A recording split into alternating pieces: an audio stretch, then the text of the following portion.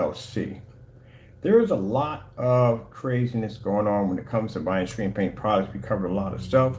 We covered a lot of these knockoff Kings, high-end, ultra short throw projectors that claim, or they call them high-end projectors, but they claim to be to do all these particular interesting bells and whistles. And at the end of the day, you are stuck with a projector that doesn't have a native 4K. You're stuck with a projector that has a poor amount of contrast, and those who claim to have high contrast, again, it's still bad. And on top of that, these are projectors that are stuck to white and gray screens, which means that's a screen that has no ability to be able to produce contrast or color, and you'll be stuck in dark environments. These are things we covered. One of the things that came up a few times in the water paint scandal with Parte's products is that some of the people are asking, how much of this are you actually buying as actual paint? Well, judging by what we've seen in the demonstration, it's a half and half mixture. So half of this is water, half of this is paint. Out of a 48-ounce container, you are getting half of that container. That's it. Because if you look at this right here, you will notice, see that solid dark area? That is actually the paint. This right here, that's all water. That is a lot of water to be added into the paint. Now, he claims that the water is there because it acts as a delivery system to keep the product from evaporating. That's a lot of water. If you got about that much at the top, all right, I can see about that. But he has about that much in there. So you are actually paying for water and paint. That's pretty much what you're paying for. But quite frankly, you just paid for water. That's what you just did. And what this is like it's a watered down screen paint. That's what it is. There's a lot of excuses that he uses in the demonstration. One of the excuses that he uses, like I said, as a delivery system to keep the paint from evaporating. That's why we're interested to get it here, because I am going to drain the water out of it.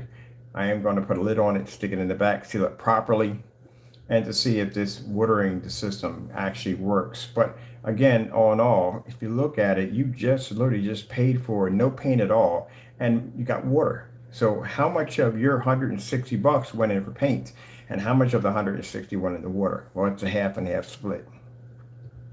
$60, well actually, it'd be 80 and 80. You pretty much just paid 80 and 160. Yeah, you just paid basically $80 for water, and the other $80 you paid for paint, which is equal to 160 mark right there. So, you can see right there, the reason why the water is put in there for real people. It's not a delivery system to keep the water the paint from evaporating.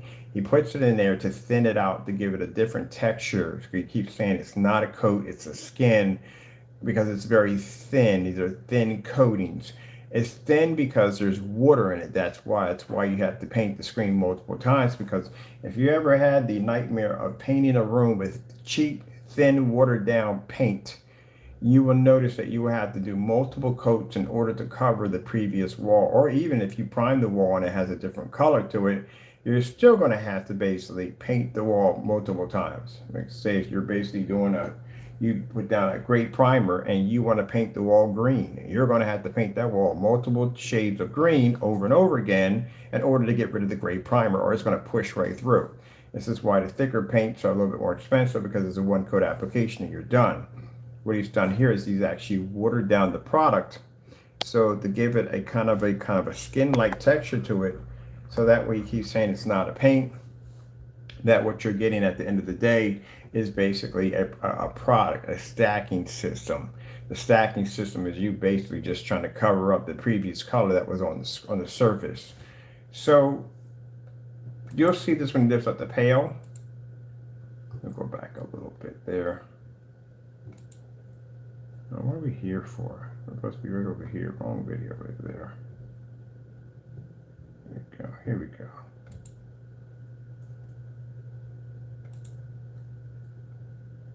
I didn't catch this at first when I was looking at this, but somebody had pointed this out in the video when they were watching it, and they were like, gee whiz, how much water did he put into the container? So I see people in the comment section making statements like water paint, water paint, water paint. It's nothing more than just water paint. And then I look at it and you will see where he says where the paint settles at the bottom, This is the paint settling at the bottom, that dark area. There's your paint. And the other half of this is water. That is a lot of water between here and there. That's all water. So basically, what's happening here is that you have just paid 80 bucks. If it's 160 bucks, you have just paid $80 for water. That's what you just paid for. You got a watered down product. Same thing if you go and you buy ketchup and they put extra water into it, you're basically just paying for more water than ketchup. If you go out and get drinks, people are known for doing this in bars, I've heard, where basically they'll water down drinks and you'll pay a lot of money for a drink that basically isn't the real drink. You'll just be paying for just a bunch of water in it at the end of the day to water it down so you can get more out of it, to stretch it. And his terms, why he's doing it, is to give his product a different kind of what's he say word? A different kind of texture. That's what he's doing. And that's why he keeps saying it's a skin. Now, Danny, if I'm wrong on this, you know, when we know I'm not, because in this same demonstration, you also made statements that your product didn't come in different colors, but over top here, we have a video showing your products coming in multiple colors. You have instructed your wife to basically pour out these very careful lines. Hold up a minute. So you instructed your wife to pour out these very careful lines like you have here in your chart. So this is the actual demonstration. The other one he did was to cover up the mistakes he made in here, which I don't know how they would be mistakes if this is your original video and all your stuff is based off. We're not going to go down this road into a long talk about this because I really don't feel like talking about this at all, period. But it just dawned on me when the person was saying how much of that is actually what you paid for, which is paint, and how much is the other half that is water. And that's a lot of water to have in there. Now, you said that the product doesn't come in two colors, doesn't come in any different colors. Well, even if it was just two colors, this would be two different colors, as you can see. It's two different colors right there. I don't know how you people do this, how you get on camera and lie right dead in people's faces. Like, how do you do that? I mean, literally, the evidence is right there. It's right there. It's like you're driving down the street at 100 miles an hour. You slam into someone's car. 40 cameras pick it up. People pick it up and see you stagger out of the car. You slam into a car and you go, oh no, I wasn't driving. I never hit that car. That's literally what you just did. So as you can see, the customer, if he has any customers, because the shopping carts are locked again, they're always locked. But if he did have customers and he was selling his product, they have just purchased $80 worth of water. That's what you just charged them, because majority of that is water. If I take your product, I stick it into a measuring cup, and I let that water, that paint drop to the bottom, how much of that's going to be water over how much is paint? Because that's a lot of water. I'm going to show you this is water, because as he starts to, you'll see it shaking around in there. Yeah, that's all water in there. So all that dirty water, and mucky, dirty water, that is from the paint. That's what it's from. You can see it's not coming up clear, and it's not coming up clean. It's dirty and it's mucky. That's pretty bad. And then you guys have a nerve to come over to my world and call me a scammer and a thief and products are fake. And you're sitting right there selling your customers water paints. That's pretty much what that stuff is. This is why he requests you to do 4 applications. Why do you need to do 4 applications? What's the purpose of doing 4 applications? Is there any form of benefit of doing the 4 applications? No, there isn't. The reason why you're doing it is because if you do one single pass or that surface is black, it's not going to cover it the first time. Just like when you paint a wall, we have primer on the wall. You want to change it to green, red, blue, whatever it is. And if you have a cheap, watered down paint that has bad coverage, you're going to be painting that wall quite a few times in order to get the paint to become a solid red or blue. And that's what he had to do here. He had to paint it multiple times. Here, play the voice for just a little bit. The application process. So I'll cover them off just in little bits here, but you can see this is one container that I'm making here. Doesn't matter which mixture it is. If I'm remember correctly, I was using Vega Plus here. But really doesn't matter because it's one container. It'll be one 48-ounce container of one product. You don't get 4 different containers. You don't get 4 48s, which is what he's told you out there, that you'll get 4 different containers. You'll do one coating from each container, and each one of those is a little bit different from the other. Then what the heck is that? That has to be shipped in 4 different containers. There's nowhere in the world you're shipping different colored paints in one container. That'd be cross-contamination. If that's the case, then why would you have to have 4 different colors? You can just put them all into the same container, dude. Just paint it that way. So you, right there, there's 4 colors that are into this.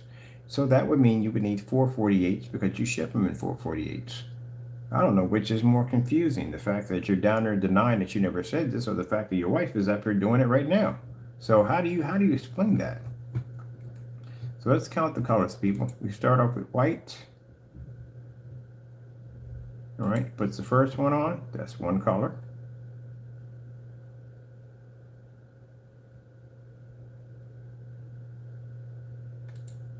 There's another color right there. That's 2.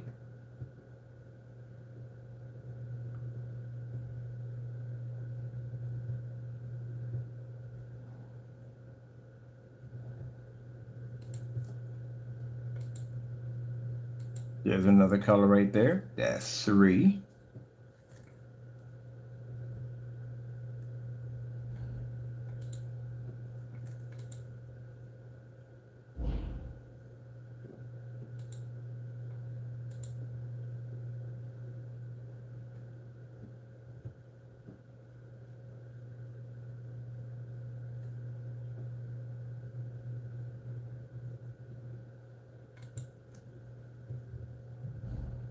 Here comes the 4th color. That's 4. So that's 4 colors. So this is what I mean by how fast they lie and how fast they cheat. Just clearly just said he never said 4 colors. Even if you didn't say 4 containers, how are you shipping this? You can't ship it all in one container because, again, it'd be all one weird color. So they would have to be in different containers. And your containers are 48s, which means you would ship them in all 48s. So where are we lying? Where am I telling this great lie at? You sat right here and said that right there. And that video is sitting right over top of you, proving you wrong. You know why he can never get rid of this video? And I'll tell you why. His entire instruction sheet is based off that video. That's why he has a chart up there. That's why he talks about the different. Yeah, that'd be kind of strange if he gets rid of the video. If he gets rid of the video, this doesn't apply to what he's saying down here on the second video. And then there's the bigger question. If this is the original video, then why do you have this one? What's the purpose of this video? In this video, you were extremely detailed how you wanted the paint to go down, how you wanted the roll to match the instructions you have up here. It says right here, video explaining these steps along with an example panel, painting by my wife. Right there, you got it right there.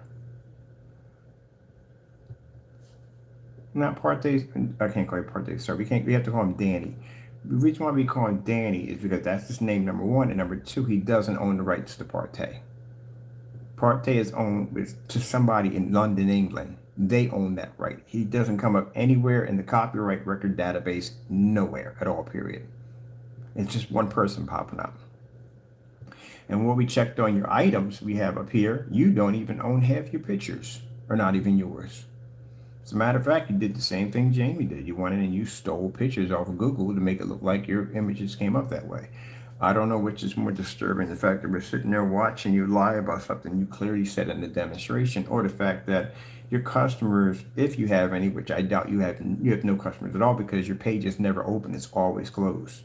You even had an excuse why your page is closed, but then we came in and we checked every day for about a week and 2 days, and your page has been closed. As a matter of fact, it's closed right now. Which means my theory was correct. You have individual colors. See, the thing about it is because they're different colors, this would give the customer an idea of why he has to paint them down differently because they're different colors. And you don't want them to cross contaminate. You want to do this right. But what is the purpose of painting the screen down 4 times if they're all the same color? And the reason why is because nothing's going to change. If you're telling me I'm building some optical system and it's a stacking system, what is the purpose of the stacking system? Why am I painting the screen 4 times when I can just do it 1 time and be done with it? And the reason why is because you put so much water in that paint that paint came up very thin and it's very hard for it to cover the black board. Now the gray one, no problem. But the black board you have as an example, you had to pass over that multiple times to get that to cover because the paint's too thin. You got that kind of sacrifice thing going on in there. If you add too much water to the paint, what you need to do to give it a thin light coating so it basically looks different and you can claim it's not a paint, but by doing this you actually break down and deteriorate the product by making it too thin, and this is why the customer has to make multiple passes over the screen in order to get the screen to coat. Keep in mind, he didn't actually do one pass. He did multiple passes. We counted 23 passes on one board, one was 13. So he has to hit this screen over and over and over again. And this is a basic 3x2. Can you imagine? My screens in here are going to be dual 168 inch. We measure about dual 168 inch, 235.1s. They're the big screens. And my screen in the next room, it's 150 inch, but that screen is going to be a 160 inch screen. How would you paint this to the wall anyway? If this requires you to have this line across the screen as you have here in your chart, how would a customer go about painting this on the wall? They can't. You couldn't get that physical line because it would constantly be running, especially with the paint being that thin, it would just be running like crazy. There's no way in the world. There's too much labor, there's too much work, and there's too much line in this. The drying time doesn't even make any sense either. The drying time is completely bonkers. The drying time will clearly tell you several different things. These are all over the map in the drying time. So in the drying time, we have right here, let me just go over this real quick for you, Danny. You wrote, man, you can't get upset. This is what you wrote in your specification sheet. You're saying that it's not, okay, so basically you said, no, I've never heard it's not a paint, so that's something you're saying, but generally you're saying right here that this is not a drying time, this is a paint curing. That's 5 to 7 days for a screen to cure, 5 to 7 days, and this is not considered to be drying time. First things first, what person in their right mind is going to paint a screen in 4 coats on it, and then turn around and they have to wait 5 to 7 days for this screen to cure, and this is not the drying time? And then because it's recommended that you would wait 24 hours before you can wipe the screen. Over here it says, remember, this doesn't make any sense either. You have right here, it says, remember to allow each coat to completely dry to the touch.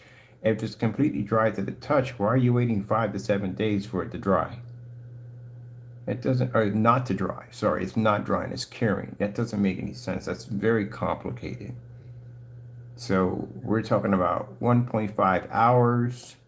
You can shorten this by 30 minutes using a fan or heat gun. So that's 1.5 hours. And then down here, you're saying that it's not dry, but it takes 5 to 7 days for it to cure.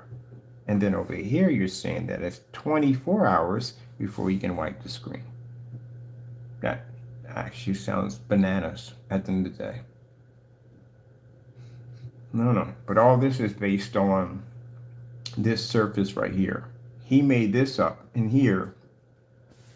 I guess he feels, sorry, people have to be stupid, excuse me, at the end of the day. As to any we can chalk this up to, you must think that you're people that do business with, you must be idiots, because again, you're selling them half water, number one. You are basically telling them it's a distilled water distilled product that keeps the product from what do you call it, evaporating. It's just nothing more than water in there. Let's talk about this right here. Things I want to talk about first, specifically about the surface, and then we'll talk about the actual mix. This surface, it's hard to places in it, right?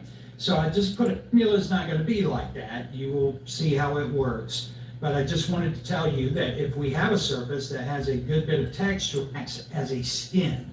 It's very thin, you're gonna do very thin layers. Because that stuff has so much water in it, every freaking imperfection that you have in your wall, it's going to push right through that screen. Literally. You're going to have to sand the living daylights out of the wall. Sand it. You're going to spend hours sanding this wall down because any imperfection is going to push through.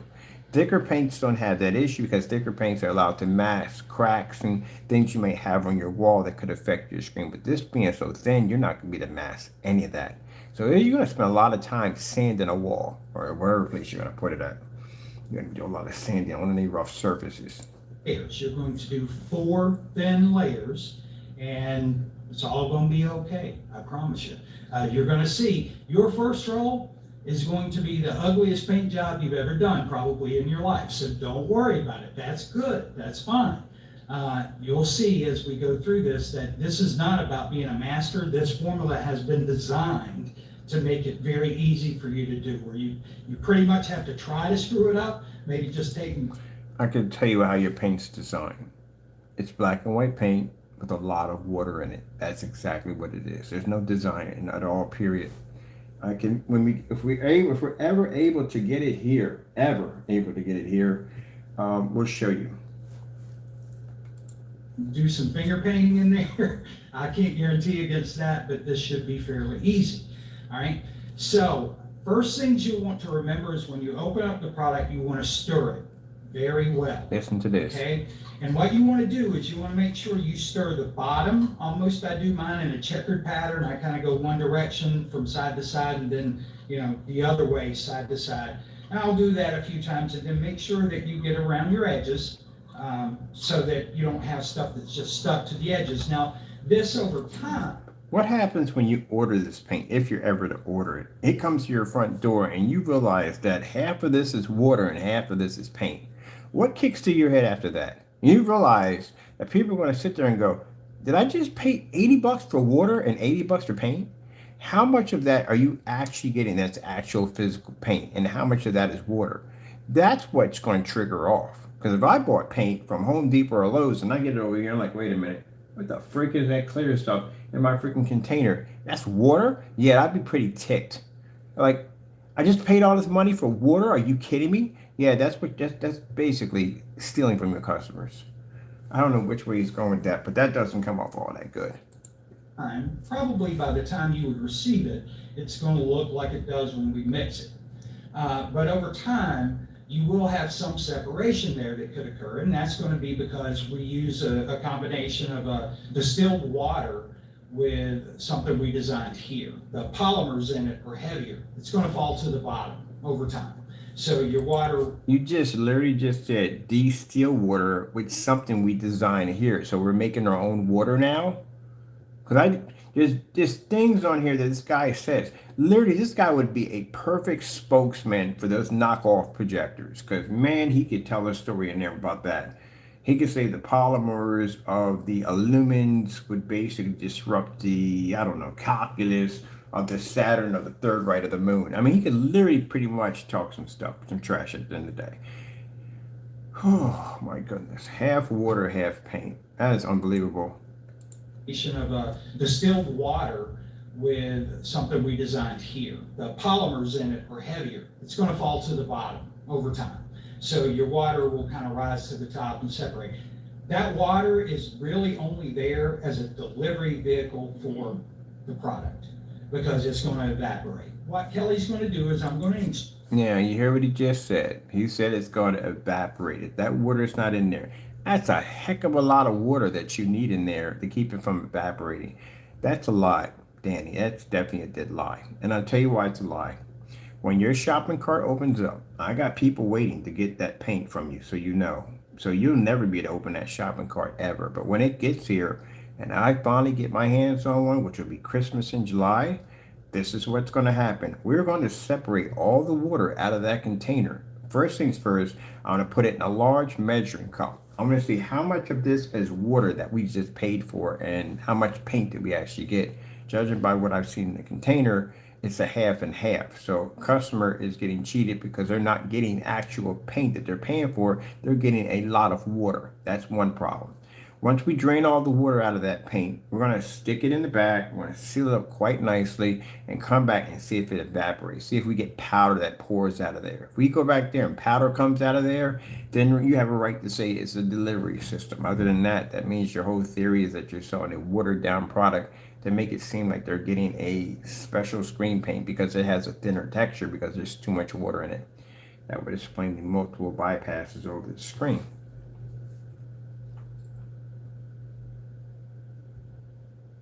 Yeah. We're not going to go through all these buttons before you can watch this demonstration for yourself. Lesson to be learned here. Danny, never call me a liar at the end of the day, because I will basically come in here, take apart your video, and put you on blast because I've painted enough screens in my lifetime. I have more experience than you. I've been here longer than you have, and I know more than you do at the end of the day. And that's just hardcore truth. And you can clearly see in the container when he lifted it up, there's a lot of water in there. So $160 for this product, and how much of that did you pay for that's actual paint? You just paid for a whole bunch of water. Let me show you something where he's so confused. He said he does four, it's four, right? Four in this one, right? Listen to this. That's a complete damn lie. It's one 48-ounce container of whichever product you choose, and you're going to do 4 applications, 4 coats, right? So you can see that I'm stirring the material here. I'm going to pour it on and paint it in just a moment. But let's talk first about why would Ken come up with that? Why would he state that product you choose, and you're going to do 4 applications? Now, the reason why Ken would say this, because you literally just said it in the video right over top of you. That's why I said it. Where else would I be lying? What else would I get out of that? You showed 4 colors. You have 4 colors. And if you're going to ship 4 colors, if they're not all going to come in the same container, so anybody with common sense would know that it's going to come in 4 containers. If you go to Home Depot and you said, let me get red, blue, green, and purple, do you think it's all going to come in one container? It's not. It's going to come in individual containers. There you go. Basic common sense. Now, you said you didn't say 48s. You don't have to say 48s, but you do some in 48s, and which means you would receive 48s. Basic common sense right there. You never say anything about body gels or oil. Well, we have a video we made, we copied off of your product that you put on Google that has your website at the bottom of it, has your fake logo that does not belong to you attached to it. And in that video, it makes a body gel, which is a Vaseline type substance. Yeah. All right, so he said 4 coats. Listen to this right here. It's one 48-ounce container of whichever product you choose, and you're going to do 4 applications. 4 applications. This man's instructions are so complicated, he can't even remember what they are. Let's go over to the product itself. Let's see what it says in the instructions for the product. All right, as you can see, as we go down, this is the product that he has. As you can see, as always, sold out, sold out, sold out, sold out, sold out, sold out. There you go. Yeah, smart. You're a very smart businessman. At the end of the day, you're sitting here paying money for a website you can't make money off of because the product is such a big lie. This is what happens when you build up such a huge lie on your product and it gets tested. Now you're in trouble. He can't run any tests against this product. This product is not fully tested at all whatsoever. This is why we bring up the gunmetal from all those individuals who like to talk trash about how they can do the same thing. Well, you know, that's why we're going to put a match and better demonstration on all our test demonstrations. So if I were you guys, I would get the cracking and I would start ordering some projectors and start ordering some of these high-grade certified screens, these gunmetals, which you're going to have to do at the end of the day. If you don't make a gunmetal product, then, well, there you go. Anyway, so let's grab one of these, all right? Now in here you see $160. How much of that did you get that was actual paint and how much did you get was water? That was a lot of water in that container. Let's look at the application right here. Here's the application. Let me see if I got it right here. The application. Let me see. Easy application. Easy steps. Let me see. Wonder if he removed this out of here. Roll on or spray on. I don't even know how that would work on a roll on or spray on application due to the fact that you have to spray, you have to paint that in a line, pour it in a line, and it involves a cup system. So we said so many cups to use to pour out, 5 cups or 4 cups for a certain screen. How is that going to work if the paint's that thin if you're painting this on a wall or you're going to use a paint sprayer? So you're basically going to put in, there's another theory just popped up. If he says he has a cup system, right? 4 cups, 5 cups, and you put this in a paint sprayer, do you have any idea how much paint a paint sprayer will eat at the end of the day? Half of the majority, not saying majority, but some of that paint won't make it to your screen. Some of that will be in the atmosphere with a paint sprayer.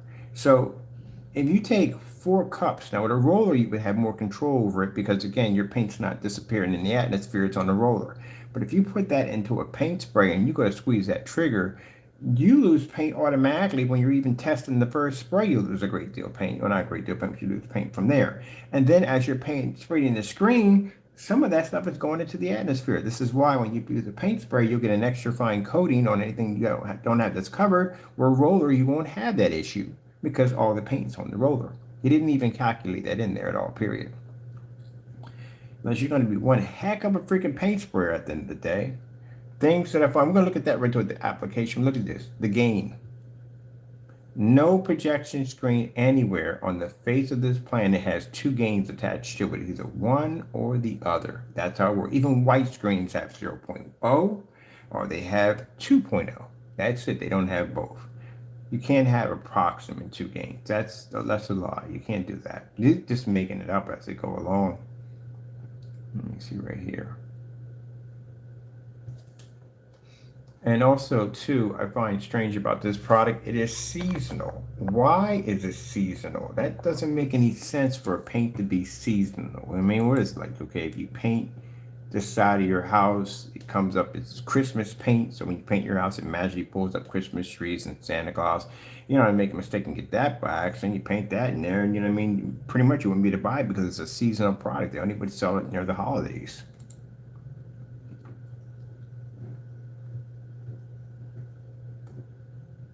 All right, here we go, right there. And it says, step, easy cheesy, 3-step application. The other one didn't even have a step application, so I don't know how you're painting that in, but it didn't have any step application. I don't know how that would work. But this one over here has 2 gains again. There's 2 gains popping up. That's a lie. You can't do that. And it says 3 steps. How is it 3 steps when he clearly said it was 4? So by me putting this out by saying that, hey, buddy, guess what? You said 4 steps in one. Now you're saying 3 steps. Does that make me a liar because I pointed you out? No, I told the truth. You became an even bigger liar when you denied the very basically thing that you said in your demonstration. Danny, I know you don't want to accept this, but your paint is in 4 colors. That's what we're seeing. You can't tell me anything else that I'm not saying. I'm literally seeing that. And in order to do that, you're going to have 4 containers. And you sell your containers in 48, so it would be 48. It would be. This craziness, I don't even know at the end of the day. And you're talking about spray. How would you spray this if it requires a chart? The chart requires you to pour the paint out across this line and paint it in. How would you do that if you're using a paint sprayer? How would this application work if somebody wanted to paint it directly to the wall? If I were to buy your product in here to paint my screens and I'm doing my walls, how would that work? How would I do that? You can't.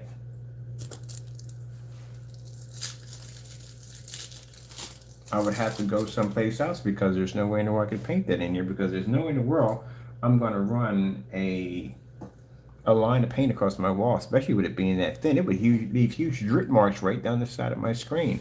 And I do not have the capability of removing these walls and laying them flat. So no, a paint sprayer wouldn't work at all. Not even a rolling pan would work. but you're required to put this line across the screen for some reason. This is a mid-gray paint that is designed for dark environments.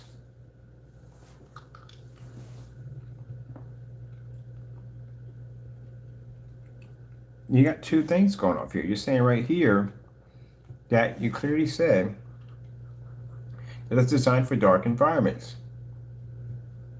But then down here you have, please read the section of ambient light on our section page to understand these screens work in ambient light. What you're doing here is you're kind of like putting two sets of specifications in. So either way you hit. Well, it could be this, but it might be that. But it could be this and it could be that. It's a car, but it's a bike. It does off-road only, but you could do it on the pavement, smooth pavement too also. It's four-wheel drive, but it's not four-wheel drive, it's two-wheel drive. It has a radio, but it has an 8-track player in it. That's literally what you're doing. You're like putting in these multiple weird applications, so either way, whatever the customer lands on, you nailed it. It's kind of like people that are psychic or claim to be psychic. They're not saying, if you got it, some people got it, some people don't. And they do this fake call-ins and they say certain keywords. Anybody with a husband who has hair, with a husband who they're narrowing it down. That's what they're doing. It's a questionnaire that they're putting out. Because they know they're going to hit one of those once sooner or later. Someone's going to come up. Oh, wait, me, I have that. That's what you're doing, literally. You're doing a psychic reading in here, and you're just pretty much saying certain things, keywords that may hit and may not hit. But either way, you want it's too crazy in here. Look at the lux meter readings right here. 250 lux. 250 lux is, you have to use a projector of 3,000 lumens. 200 lux, 2,000 lumens. 150 lux, 1,000 lumens. 1,000 lumens to 2,500 lumens. If it's ultra short throw.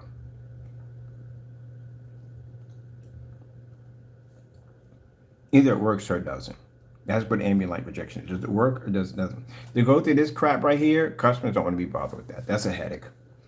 Because that means they got to buy a lux meter, stick it in the middle of their living room, and figure out exactly how much light they're pushing off. And say if they basically are over this amount of 250, which they are going to be way over this amount of 250, 200, 150, they're going to be way over that. Say they hit the 400 range, then what? What's going to happen then? The average living room, a bathroom can pick up at least 600 to 8 easily. You know how dark your environment would be that you can only pick up 200 lux in your environment? Your environment is super dark. That is too low. Your luxes are way too low. There's no way in the world. I gotta get that battery from my whatchamacallit. We can toss that around the house. Your lux meter readings are way too low. Now, that'd be something if you're using a dedicated theater room. I can see about the light levels being low in there. But not in your living room. Who has 200 lux in the living room? Let me show you something real quick. This is actually true. We can look this up. The average lux reading in a home. So they recommend 150 to 100 inch, or 150, right? 100 to 150, that's recommended. But that's not what you have in a home. My lux reading in my home was between 3 and 4, and that's at nighttime. In the daytime, certain areas didn't even pick up at all. In this space right here, I'm going to be way over 100 to 150.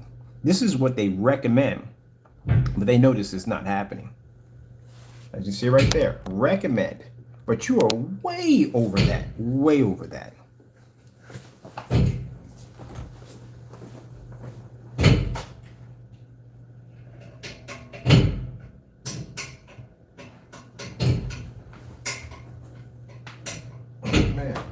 That's what they gotta fix. Talking about to have a siege or something. Enemies at the front door!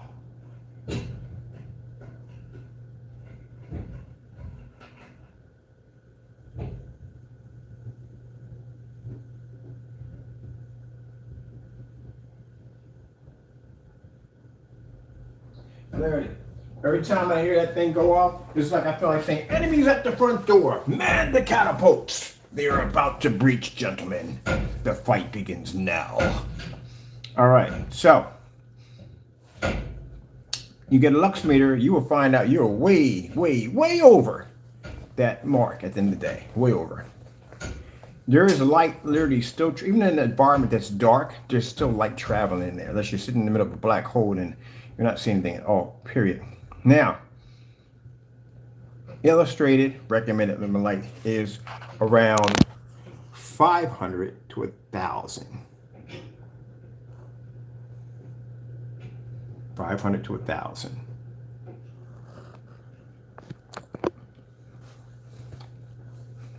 Offices and schools are way over that, which is kind of interesting. You have to consider the fact when you think how much light can actually come off your light bulbs and everything else, when it can really cause damage to your eyes over a long period of time. You got to kind of thinking about that, huh?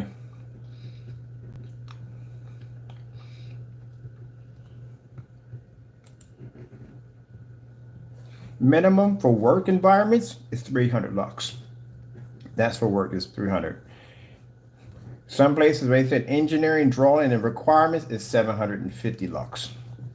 So that you couldn't even use it. They were doing a projection screen in an area where they're doing engineering, which you see these screens up from time to time, and they have to turn the lights up to accommodate the projector. Because if they have 750 lux of light in there, basically for working in that work environment, your product won't even pick up in there, even at 3,000 lumens.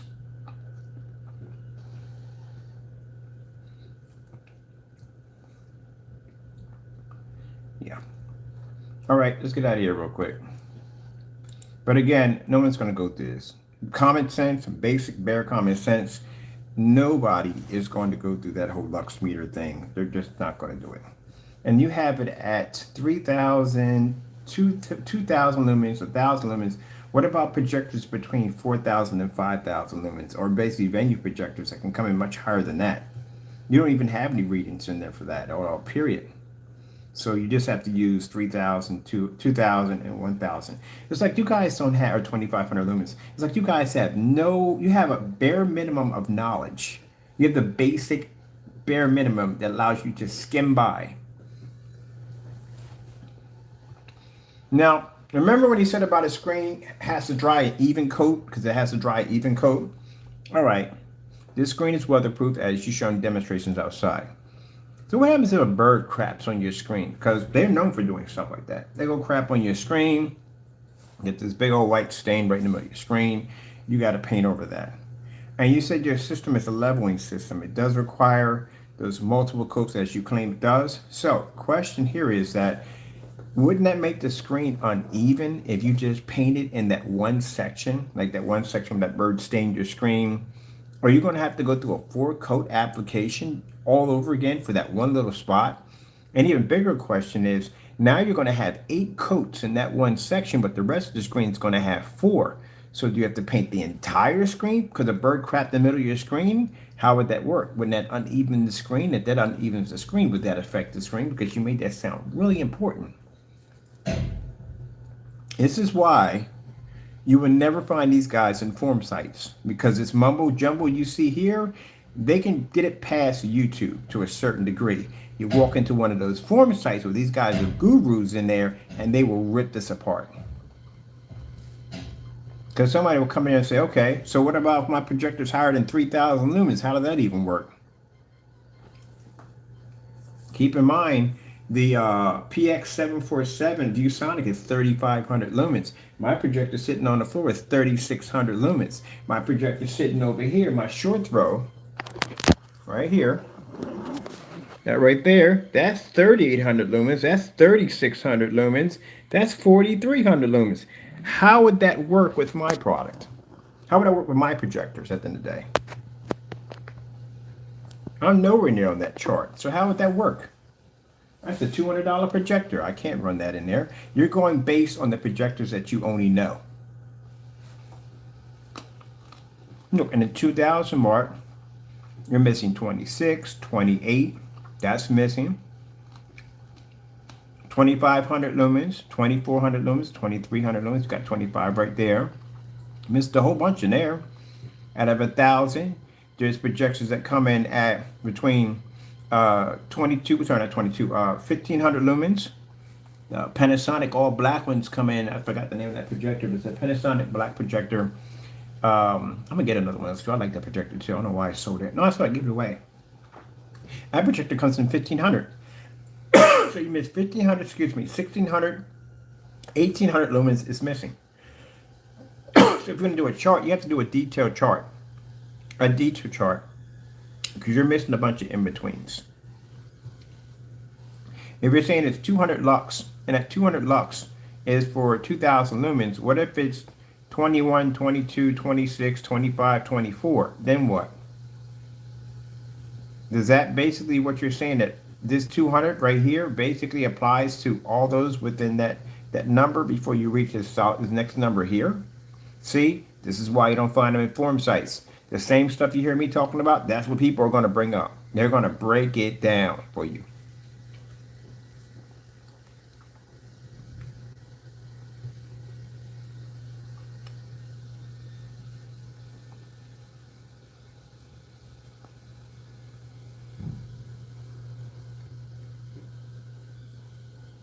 Now, when he sat there and said about how I ever had his product, how would I know about what I'm saying? Well, I know what I'm saying because I heard you actually say this. I'm going by what you said in your video.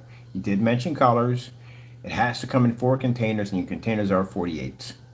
You said something about body Vaseline. We showed you a picture right there, clearly coming off his website, off his YouTube channel. It mentions body gel. What else? All right.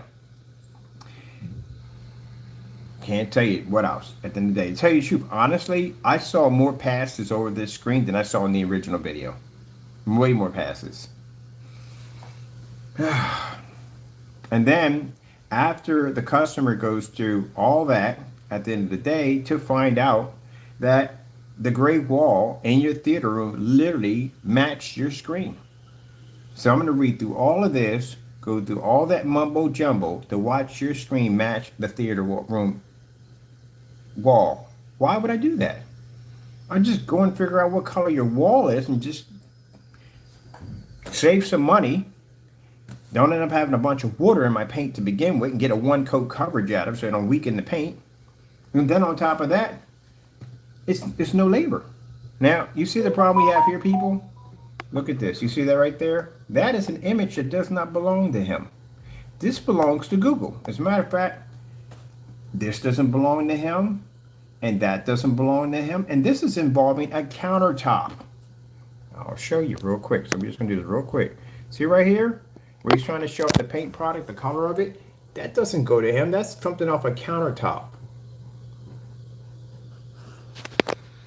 That's his. That's his. That's his. That belongs to him. That belongs to him. That belongs to him. And that belongs to his. Not his. Not his. Not his. Now, why would you have these up here? Why would you have this picture up here? If you notice, if you look at the pictures, see how this is the only one up really close, and the rest of these are far back, a little farther back? If you notice right here, this right here, this is the one sticking far up. And what we're going to do is we're going to go into Google. We're going to hit the search image from Google. And you will see over here in the corner, it would tell exactly where that image came from. Did it come from him or did it come from Google? This is where it gets even more disturbing. Gentlemen, understand this. If you have to take images off Google to fake what your products look like, this is a serious red flag. Because you are basically lying to the customer, misleading them to making he or she believe that this is what they're getting, and they're not. Just like the lie about the whole de-still water and delivery system to keep it from evaporating, you have lied. You committed fraud. Now, this is where that picture is at right there. Let's go over here and let's hit where it says find image source. And there's the image source. If it's owned by you, what's going to happen is your name is going to pop up right up there saying it's yours. This is the image source where it came from. Is there anything else at the bottom to that? No, that's it. There's no more. That's it. So you took that image off of Google. So how can you come in and tell people that they're getting a quality engineered product at the end of the day if you guys are ripping off Google? Crow has it on his page too. We don't bother with Crow because Crow has all kinds of anger issues. But we did put in a we did put in a challenge to go to his site and do it for yourself. And a whole bunch of people came back and said, gee whiz, that's jacked up. Yeah, it's jacked up. Because you know what's worse? He's using a 4K laser high-end projector and he's using fake images. If that's the case, and that projector and calibrability was designed to do, how bad is your screen paint that you literally have to fake an image when owning a 4K projector? Laser at that. That's pretty bad. All right. So we know that's a fake-o right there. Let's go check out this image right here. Let's see where this image pops up at. Who owns this? This again, this picture right here. See right here? Right there, the gray one right there. This is what we're pulling up over here.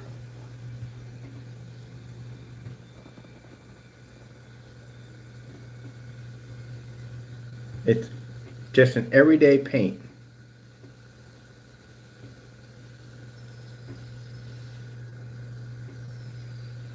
Let's see where the source comes in at. Where's the source for this?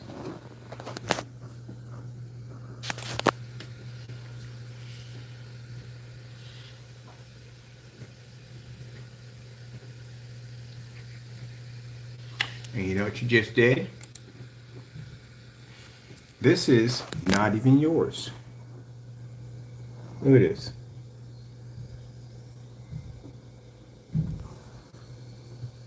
It's the same color as somebody's projection screen. It's a similar vision. Let me look at these real quick. This is somebody else's screen. I see one of those draw-on screens. It looks like that. He's writing on the screen. Somebody painted the wall with that color. Actually, it's a paint color. That's what it is. It's an actual paint color. So you just gave up the color of your paint that fast. Not that you shouldn't know the color of the paint, you should. But when you're painting screens in, usually screens that they have a combination of different colors that are added to it, they come up with their own color, and that's what makes the screen.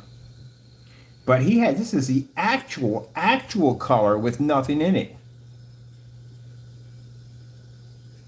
Literally, that's what it is. I can make your stuff right now. Literally, I can make this stuff right now. I know exactly what color it matches too, but I can make your stuff right now.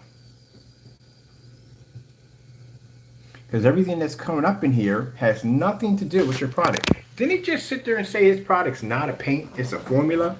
Yeah, it's a paint, buddy. Because it's nothing but people talking about paint at the end of the day. This is all paint. This is your image. Gee whiz Louise. One of these is a countertop for a kitchen.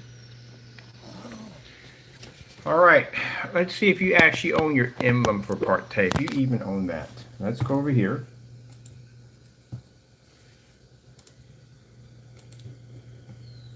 No, we don't want that. We want the search.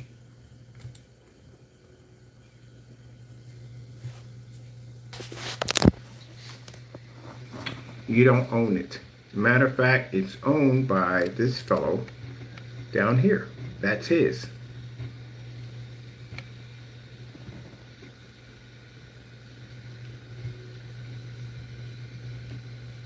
Vegas 77 KH. Right there, he has his own website right there. But Stephanie, you ripped off the 7 and made it yours. This is what I'm talking about. Constant lies. You know, it's worse, people, what you got to worry. You don't have to worry about this guy at the end of the day because he doesn't open his site up. That's why you don't have any worries about him. He calls himself the king. He calls himself that other people are running from his screen paint, but he can't even open his site. I got a challenge for you, simple and plain. How about trying to keep your website open for 1 solid year? That's a challenge I don't think I will ever see. One solid year, can you keep your website open? If that's the case, I can have my people have your product down here. Everything you own will be on my table for testing. And we did try to order this product, as I said before. They said, how would I know? I never seen this product face to face. Well, the problem we have here, you canceled every single order, even the samples. We would have your product down here. Now, I have to have other people get the product because you're afraid to open up your shopping cart and sell it directly to me. Which I tried to do. I'm curious about this picture right here. I wonder.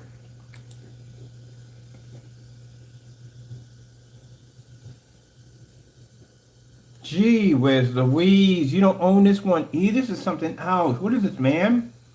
You stole this too? I didn't realize, I thought literally that was his. But I remember if the pictures are standing too close, something isn't right. That's the one I just hit now. This is the one that's coming up over here.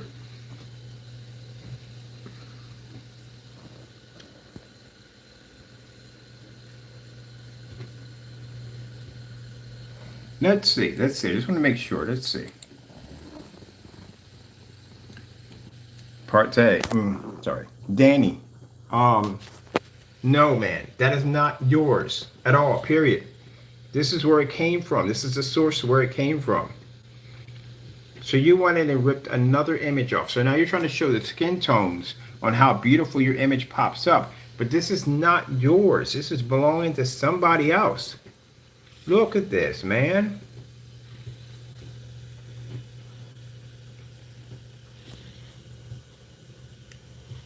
Gee whiz. Man, you guys just rip stuff off left and right. He stole just about everything on his page. This face that's on there, that doesn't belong to him. That belongs to somebody else. The labels don't belong to him. His name doesn't belong to him. And apparently, I was looking at this picture the first time, I said, well, that's probably his. But decided to click on it, and it's not yours. That belongs to somebody else. So that's another fake image that you have in your collection right there. That's another fake image. Especially when they're sitting up too close like that, you can tell.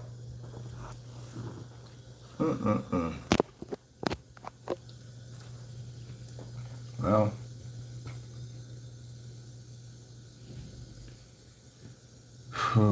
just taking stuff left and right, don't care.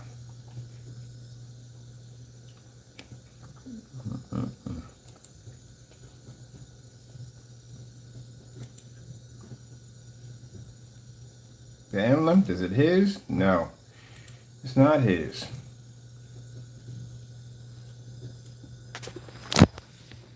This is who owns the emblem. See that right there? There's several people that own the emblem. This is another one right here. Part of it comes up under an airport.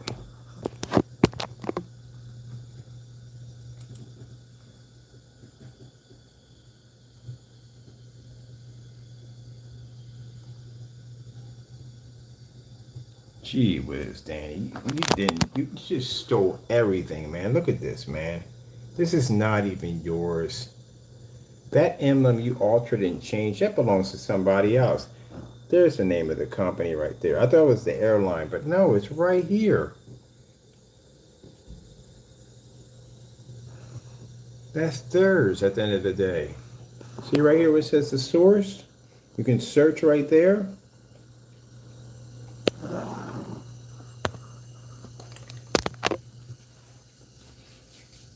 Ooh, man, what are these things anyway?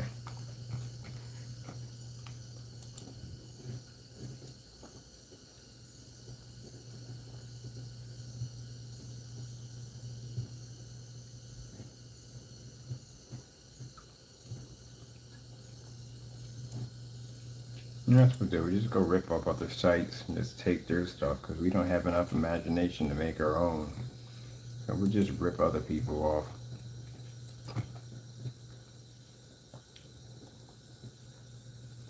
Oh, we know what this is going to come on. This came up under a porn site. Literally, this is under porn site. None of my products come up under porn sites. Look at this. It's called panty droppers. That's where it comes up underneath. That's what that belongs to. Belongs to a porn site. And you rip that off. That's somebody else's.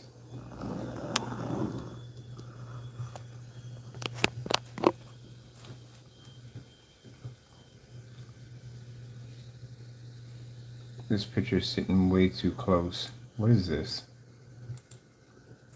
This is? That's not even yours. What the freak, dude? See, when you get images, see like this, see how they sit real close up on the screen? Some will sit back at a distance. See how that one's sitting right up on top? That's not his.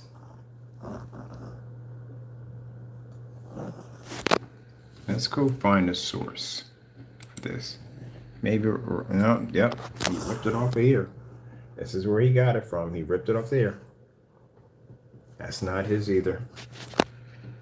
Just stealing stuff left and right, are we not? Not even yours. This is where you ripped it off at.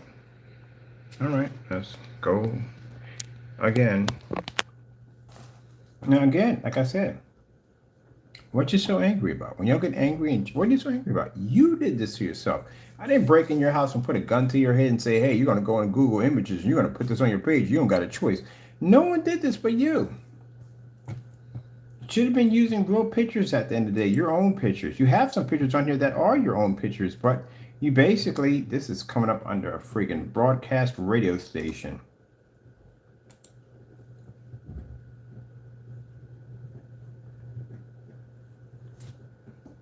The name of his screen paint right here. Look at this. If the labels were copyrighted, first things first, the copyright would have came back with a denial because somebody owns it already, so he wouldn't have been able to use it, period. So basically, he just went in and just ripped it off for himself. That's what he did. All those people have copyrights to use that. You don't have any copyrights to use that. If you're in the music business, that's the first thing you want to do is make sure your stuff is copyrighted. People will rip you off faster in the music business than they rip you off in the art world. You definitely want to make sure your stuff is locked in pretty well.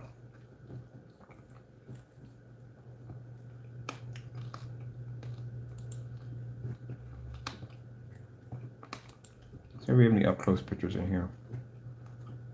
This is one of the things I point out to people on eBay. That when you're buying projectors, if you're getting projectors with images that are real close up front, and they look like they're brand new, you need to check those pictures. Now, I know they were ranting, probably saying, well, pictures on this site. No, I told you that already. How many times I got to repeat that one already? They're dummy labels. They're there just to fill in the blanks. That's it. I love how they come to but nothing. I told you up front, they are called dummy labels. We just showed you an example of that when the Black Series came out, all those labels that came out were dummies. When we showed up the copyright registration, then you saw what the real label looks like. The gunmetal is a dummy label. It's there just to fill in the blanks. And by the way, the gunmetal background is free clip art, which you can take for free and use it. So we're not violating anybody's stuff at the end of the day. Anything we have on there basically showing video, gaming, video trailers and stuff, there's a disclaimer in there saying this is not our products. We don't have any responsibility. It's not ours. It belongs to them. All credit should go to them. You guys don't do that. You're ripping people's stuff off Google. This is another porn site. This is definitely going to come under panty droppers. That's when we click down there. Party poopers. I poop. Oof, man, this is just jacked up. Man, this is under something weird. That right there, that picture right there, comes up under these ones right here. And mostly it's the panty dropper. Now, you see I'm being more professional about this. Last time, it was just too hilarious. The first time I saw it was Tickle Pink. Panty dropper, like, wow, really?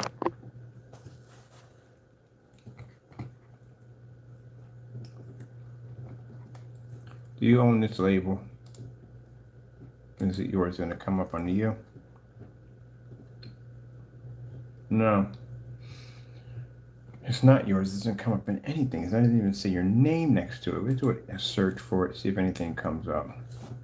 It comes up under ID cards. iLab. That's not even yours, man.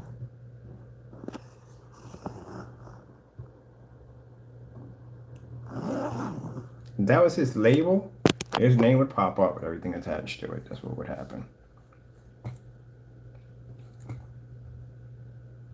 How? Okay, I'll show you. Let me see. Let me go pop over to where I'm at on Facebook on here. Amendment on the phone. Let me see. What you arguing about? Talk over that arm. That arm. You and that arm.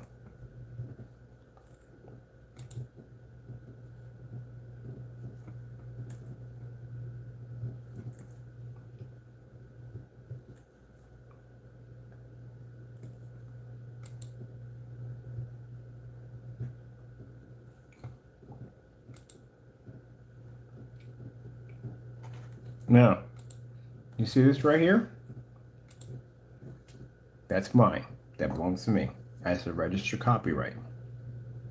If I go over to it, see that swoosh and all this? This is mine. All this belongs to me. All this, anything that was sent to the Copyright Office, everything they saw, that belongs to Mr. Bird.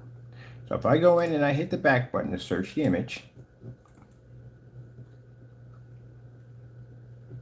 and we go in and hit for a search to find the source of it, this is what comes up. See where it says right here?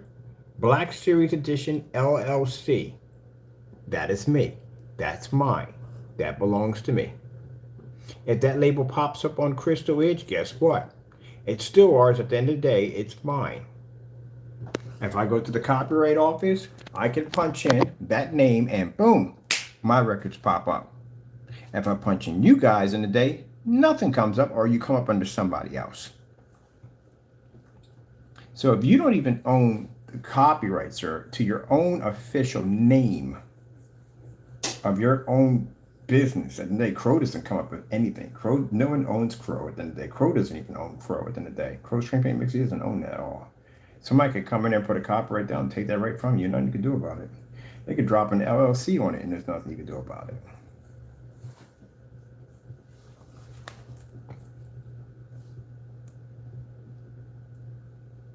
Because there's no copyright there. If you have a copyright on something, it's going to be hard to drop an LLC on it because it's going to come up as somebody else who actually already owns it, so you can't touch it. So we put that out there because, mind, you got to be 2 steps ahead of the naysayers. There's something really wrong with them. They'll say, okay, so you don't have an LLC under so and so, but you just have a copyright. No, you cannot do that. It's not going to work that way. When they do the search and show that somebody's copyright, it means the government will allow you to violate somebody's copyright for an LLC. That's not going to work. Gotta use that common sense. You'd be surprised from the interesting mail we get from him within the day. Just sit there and just scratch my head thinking, hey, did he drink bleach? I have to ask these questions from time to time. All right. Just curious. This one should be yours. If it is.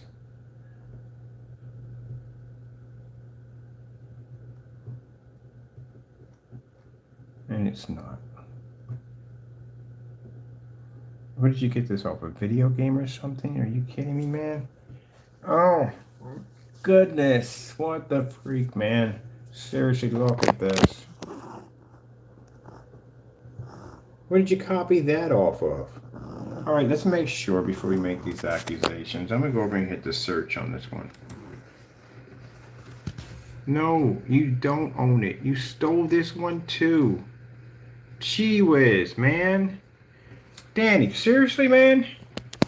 You just grab it, just take it. Me get that picture too and take that too and make that mine. Just seriously, wow, this is a lot, man. I didn't even go through all of this. You're just taking stuff left and right. You can't deny it's right there. You can't. I know he probably popped in here and talking about it's all a lie, it's all a lie, it's real, it really happened. Oh, okay. It really happened. Okay. Sure. And then you go with that 2-gain system right there. You know, it's 8 and 9 approximately, 8 and 9, 2 different gains. So I don't know how that's working at the end of the day. You people figure that one out because I can't understand that one myself. I've been in the business for a bit. No one is on the phone. Oh, no.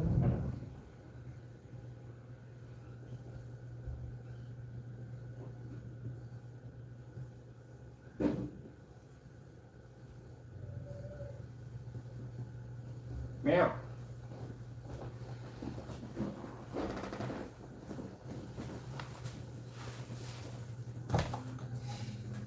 No. In the end, the bottom line is you guys are fakes. You're serious fakes. You don't want to write to the names. You don't want to write to your labels you have in here. There's products matching, images matching Google. They're being ripped off of Google. False information, misleading your customers. And it's bad enough your product is when the customer, if they ever do pay for it, if it ever becomes available, they're getting they're getting water. I can't say mostly water, but they're paying for water. If I'm spending $160 for something, how much of that is actual paint that I'm getting? I don't want to pay for something and find out that half of it's paint and half of it's water, because that means the other half out of that 48-ounce container I paid was water. I literally just paid for water. I don't care about a de-still system. You're going to have to back that up. You're going to have to show me that the reason why my debit card is showing that I just paid for a half water, you got to show me that this theory actually works, that this water has to be in here in order to keep the paint from drying out. You are very lucky, Danny, extremely lucky that you didn't sell this to enough people. If you sold this stuff to enough people, you would have fraud charges coming against you. You would have to explain to a judge and explain to their lawyers about this whole water delivering system. And they're going to do the same thing I'm going to do. They're going to take your product, drain all the water out of it, stick it into a container, and see what happens. Now, if they come back and they pour out of that can, and it's nothing but powder coming out of it, showing that, yeah, you were actually right. It did evaporate, or nothing was in there. Then you got a case you can win. But if they open up that container and that paint pours out as if nothing was wrong with it, you're in a lot of trouble. You committed some very serious fraud. Anybody who's bought this stuff needs to contact Fraud Division to figure out exactly how to take this guy to court, because again, that is fraud. There is no way in the world I'm paying for half water. I'm not paying for water. I want what I paid for. In my container, what I paid for. I don't want to come in there and look at it and see half of it's water. I'm thinking about when he said he put water in, I didn't think it was that much water. I thought he put some water in it, but not that much. That's half. Customer only got half the product. That's scamming. You literally ripped them off. You guys fit the proper, you guys are the ones that go around calling everybody scammers. And you guys do the out in the open scamming like you wouldn't believe.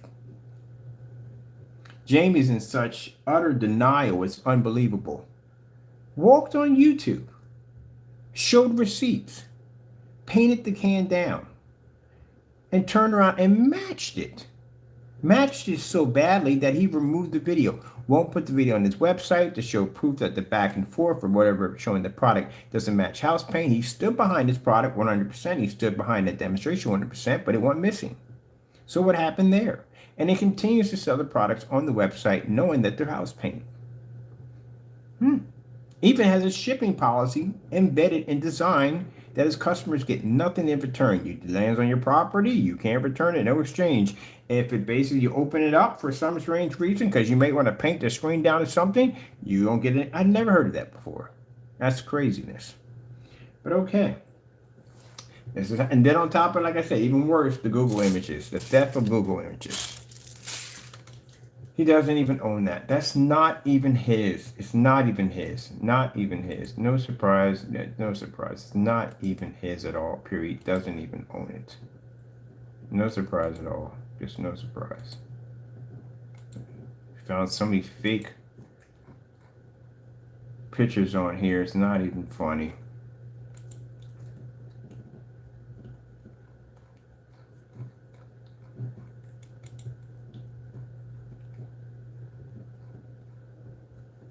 this yours?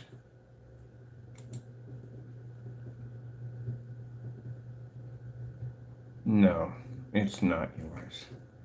Let's go check. Gee whiz. Seriously? Face the King? You ripped that off too? Man! Really? Look at this. Ripped that off too.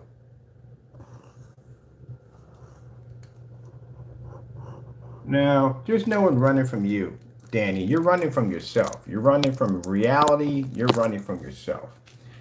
You gotta call yourself a businessman at the end of the day, and you got a site you can't even. You gotta pay on this site every month. You do have to pay on it. They're not giving it to you for free. So you're literally paying monthly for a site that you can't open up because your products are that fake. And that shows at the end of the day, yeah, that's definitely no business. That's crazy. Look at this. He ripped that off too. Just don't even call it. When you change your name to your, if you ever bring it out, change your name to your product, just call it ripoff. Automatic ripoff. You just paint ripoff onto your wall, and it's guaranteed to give that 100% ripoff feeling. That's what you should do. Just call it ripoff, because that's pretty much what you're doing. And we just finished watching. Now remember, I showed you in that whole tutorial. If you ever take the time to watch that thing, it's freaking something else. To watch that whole tutorial. Which is worse in this, Jamie, before we leave out here? I mean, I'm sorry, Danny, which is worse? The fact that this entire sheet from A to B all the way up here is based on your first video right there. Let's get this, just shrink down a little bit. There you go. This is based off your first application video. But now you got another video over here denying this video, saying that I'm a liar. All right, so if this is a lie, why in the world did you do this video? What was the purpose of this video? Doesn't make any sense, does it? All right. Now, if you're going through all of this, what you just saw to paint all this in, this is what he does. He matches the wall. Hey folks, Danny here at Parte. So, want to cover off, now this is a panel bars application surfaces, or substrates as we refer to them. So your substrate, regardless of whatever it is, okay, and we'll cover different types of stuff, general categories anyway, but regardless of whatever it is, you're going to want to paint it on a flat surface. In other words, you're going to want to make sure that it lays on a very rigid, flat surface, not something that's got a lot of give or bounce to it. So when you roll this... Now, let me explain something to you, Danny. You go ahead and try to get your lawsuit together, and you file it. I guarantee you, when I go to court with the evidence I have here, which I dubbed all your stuff, I can clearly show the court that not only are you basically selling a watered down paint product to your customers and you're overpaying for it, but you ripped off a whole bunch of pictures off of Google's. And if you rip it off Google, that means you don't own the copyrights to it. So which means you committed copyright fraud. That's another infringement of copyrights. That's a problem right there you're going to have at the end of the day. And then other problems we have here, Parte, with your products, where you're saying that clearly you didn't make these statements when clearly you did make the statements right there. Go ahead, knock yourself out. It's the reason why you haven't jumped the gun, and the reason why you haven't a lawyer hasn't contacted us, because I'm pretty sure you went to one. He told you to shut your mouth and leave it be, because you were opening up a Pandora box if you walk into a courtroom. You have multiple violations here. Because there's one step in it where you're just going to put a little bit of pressure, right? And if you have, say, a screen that you made that's a pine frame or something along that line, and you put material on it, you painted that material, when you lay it flat, the material on either side of your middle bar is going to sag. And even if you have two bars in the back, it's still going to sag a little bit whenever you try to put pressure on your screen. So my recommendation is that if you go to paint or repaint our formula on top of a painted screen, you're going to want to remove the screen from the frame and paint it. Let it do its thing, and then reattach it. Okay, and this stuff is very flexible, so it'll give you plenty of flex. It doesn't dry rigid or anything like that. But let's talk about surfaces. So my recommendation would be to use a manufactured screen, a cheap one. Find you a fixed frame screen, white, just a cheap manufactured screen, say something like an IKEA.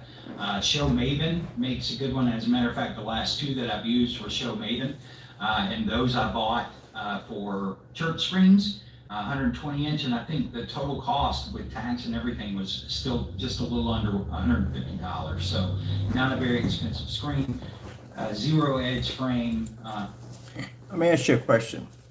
You ever lift up I'd say a 1951 Cadillac? Do you have any idea how heavy the door is on a 1951 Cadillac? It's not plastic. This is a steel vehicle, by the way. Did you ever lift one of those doors up and try to carry it from A to B? Shelby, them screens? Oh yeah. I had a 98 inch. That thing was the equivalent of lifting a car door every day. I'd take that thing. It was so freaking heavy. And I had a 98, 120 inch of that? Yeah, no. I would never buy another one of those as long as I live. And I'll tell you something, fast screen to put together, yes it is. Heavy as I don't know what, yeah, you would rip that thing clean out your walls. You better make sure you get a very good stud finder at the end of the day. Now, Elite screens, like I said, not a big fan because it's missing parts and all that stuff, but the Elite screens are super easy to put together and they are lightweight. I was able to carry 126 down my driveway with one arm. Yeah, them Shelbys, yeah, You better be to go green or just lift some weights. Because at the end of the day, that thing is going to be a nightmare. Those things are heavy, super freaking heavy.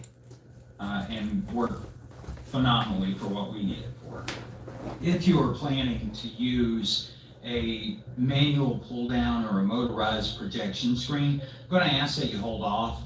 The reason being is because we haven't had the opportunity to test that. Now, I've ordered one as of last night, so it should be coming probably sometime this weekend or early next week, and we'll go ahead and do that. I'm going to let it cure. This material cures over about a 7-day period, so I'm going to allow it to cure that full time, and then we'll run a test and make sure that there's no issues. I don't expect any with any kind of motorized screen or pull-down screen, primarily because if you watch the Screen Innovations video, you'll notice when they talk about the black border, how they print that on there because they want to keep as much as far as texture or thickness, of material off the screen. This material rolls extremely thin. Even after 4 rolls, you're going to see it's a very thin coat. It looks more like a skin that's just kind of shrunk to your surface. So you want to watch that. It's not that it shrinks so much. I'm not concerned about the shrinkage related to those screens, but I want to make sure that we don't have it build up that could cause your motor or your roll or your aperture mechanism to clog up, or to warp or anything like that. So just to be safe, more safe than sorry, we'll do that test and then we'll let you know kind of how that works. And I don't expect any kind of issue whatsoever. I really don't, folks. But once again, I'd always rather check that before we just go out and vocally say it. Now, our past ones never had an issue, but this is a brand new formula. All of our formulas have been revised. So just want to make sure that that's going to be the case, that there's not going to be any issues. All right, so I've had people ask me about all kinds of surfaces, but basically they kind of boil down to 3, okay? And you've got stuff like people have asked about styrofoam and things like that. I would never recommend that you use something like styrofoam. If you had an issue, you can end up breaking your screen in half or a corner off of it or something like that. If that's your thing, kudos to you, but I would never recommend it as a optimal screen surface. I've had people ask me about wood. Not a very big fan of wood, unless you use a sanded surface or a very clean surface, as far as like to rub your hand across it. You don't want divots, you don't want little porous holes, what I term as sort of the grain slivers that are in there, because you'll see that. If you go to coat it over wood, you don't have that sanded and primed really well, you would see all of that texture. So as long as it's smooth and it's primed, no problem. As a matter of fact, I've got a couple of people I know that use 4x8. Now, remember what I told you about, because he put all that water in the paint, and that if you were going to try to paint that over any surface, that you would have to sand the area down really, really fine, because all those imperfections will push through. Bingo. Just like when I said that when he was trying to paint over that surface One was black and the other surface was gray. Of course, he's going to cover the gray version a little better. But that black surface, he had to hit that thing multiple coats to get rid of that black tone to it. And it still was showing up after 3 coats. That's the reason why you can't paint that stuff on anything. The walls we have in here have a little bit of imperfection to them, but with the coating we make, you won't even see it. It'll mask it in, camouflage in with no problem. That's why any wood grains or surfaces like that, knot holes, if you have a knot hole in any paint, you can roll over a knot hole and make that disappear. But the fact that he's going to have that issue because the paint is very, very thin, it's going to show all the imperfections, which means you're going to have that on a very smooth surface in order for it to show. That's why if you look at the board he showed you that had all the different creases and all that, Behr 1050 is a very thick paint. That thing would have filled that in with no problem. Now, if you got something there a little heavier than that, you definitely want to hit it with some putty. But yeah, you would have been able to cover that easy with Behr 1050. Walls I had in my environments weren't exactly all that great, and I was able to cover them up with no problem whatsoever. You would see all of that texture. So as long as it's, you'll see that.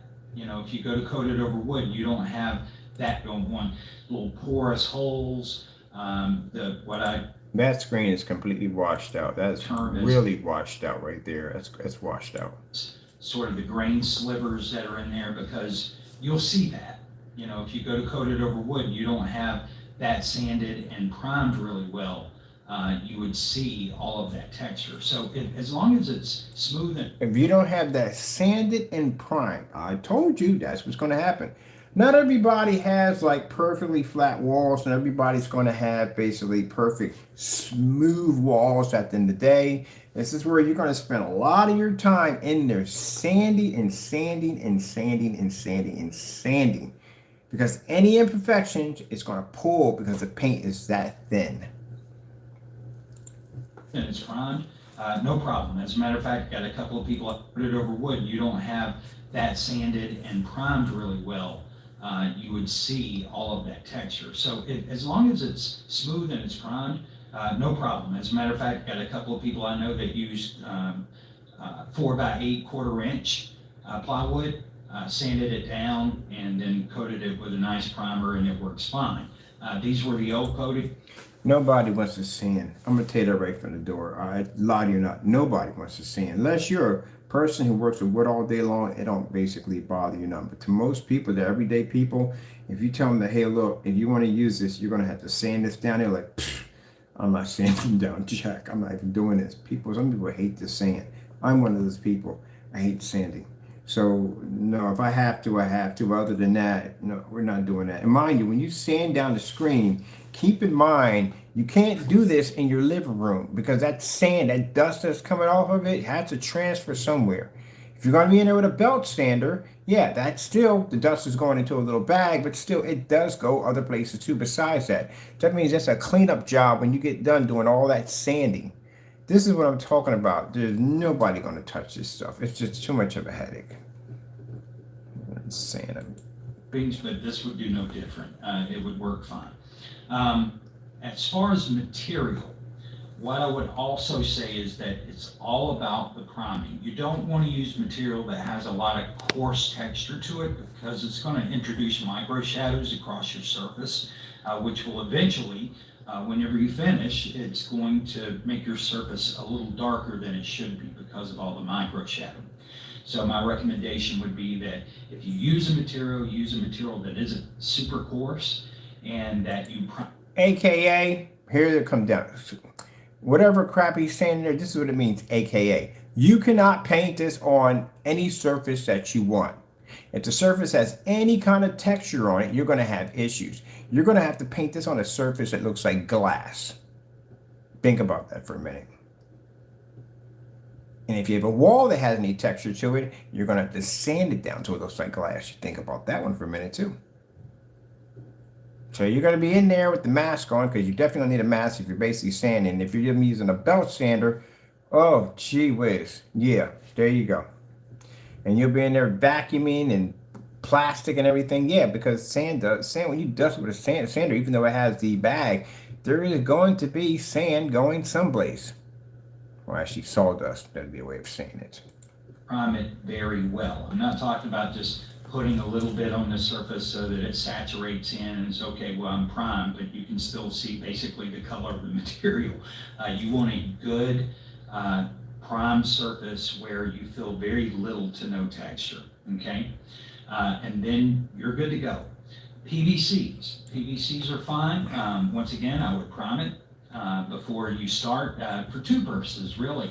Not just for light coming from the back, because a lot of your PVCs could be transparent, but also so you get the maximum reflectivity. Oh, gee whiz, I just thought about that. His coating is really, really thin like water. Do you know what happens if you paint a thin coating on PVC? It comes out blotchy. This will fade the screen at a tremendous rate because there's light pushing to the back of the screen, which is going to cause the screen to wash out even faster if it doesn't have any ability to be able to collect light and generate energy as it's transferring through to brighten the screen. So bottom line is, because this stuff is so thin, it has a whole lot of things you cannot do. And that's why he's advising you to prime the back of the PVC first before you apply the material, because light is going to push through it and it's going to fade the image and it's going to be blotty as I don't know what. Very blotty. Gee whiz. Priming all the way. Not jingle all the way, priming all the way. Because otherwise, like a rear projection screen, a lot of your light's going to be going through the screen and hitting the back of your wall. So you really don't want that. It's just a waste of light. So you want to make sure that you have it primed very, very well. Did he just say it was a waste of light? You heard that, right? Did he just say it was a waste of light? You have plenty of light. There's nowhere to... How are you going to waste any light? I got light all in this room right now. If I leave this light on, it's not wasted. I'm not going to come back and there's going to be a timer going, ding, you used all your light energy source. Please put in another quarter. How is that possible? Am I going to lose any light? No. What's going to happen is the reason why, because that coating is so watered down. If you paint this on any form of fiberglass, we're going to show all these demonstrations. We get this product over. I'm going to do everything he just claimed. I'm going to do it all. But if you paint fiberglass, what's going to happen? So you use Bare 1050. Bare 1050 is a pretty thick paint. Our product we make, we do fiberglass screens all the time. It's a very thick product. Nothing is transferring through at all, period, once you coat it with our technology. It's a one coat application. You're done. That's it. Finished. I've done wallpaper screens so many times, it's not even funny on how many wallpaper screens I've literally painted in. So, with that being said, the fact that he's having that problem because his coating is water. It's a lot of water. It's watered down. And what happens is the light can transfer through it. And when light transfers through a screen, unless it has the ability to filter it properly, it's going to come out washed out. You're going to see all the marks. We basically hit it with a roller, all the imperfections, all that's going to push you and it's going to look really nasty. So again, how are you wasting light? Like, okay, here's the deal. Be careful. We don't want too much light hitting that screen because we don't want to waste it. How are you wasting light? Only way I can see wasting light unless you're a photographer. If you're a photographer and you're taking pictures, you need to, you got the light's perfect for you to take those pictures. That's when you say you're eating away light because you're using it for that particular purpose. But you're talking about a screen at the end of the day. You wouldn't waste light on that at all, period. Photographer, yes. Screen paint maker, no. Wall. So you really don't want that. This is just a waste of light. So you want to make sure that you have it primed very, very well. Otherwise, guys, as you can see here, this stuff performs very clean. You're looking across this video. I've shown highlight, mid-light, dark, just so that you can see how the screen performs and all. And remember, this is a gray screen. It's not a black screen. It's a gray. It's washed out. Because you know why? You see right here, your fireplace, pokers, or whatever these things are, log racks, whatever it is, a log rack or whatever it is. See how this is black? And see how this is gray? There you go. That's supposed to be black. When I fire up my screen and I do this demonstration, guess what comes up black? It matches everything in the environment. So no, that's gray. You can't say that's black, that's gray. The gunmetal technology we're developing, yes, it's going to produce an extremely heavy high contrast level. Will it produce 100% black to an alpha 1? No, it will not, because alpha 1 is 100% black. Gray screen, and it holds its contrast in very high light.